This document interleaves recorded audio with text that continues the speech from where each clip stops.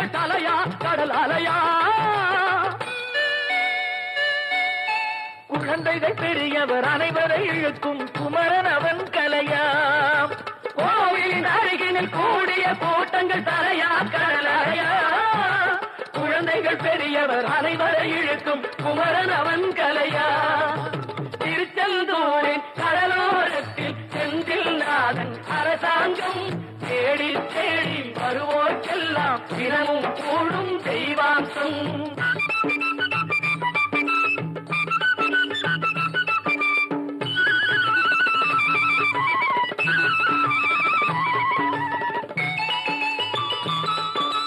மங்கையரின் குங்குமத்தை காக்கும் முகம் ஒன்று வாடுகின்ற ஏழைகளை காணும் முகம் ஒன்று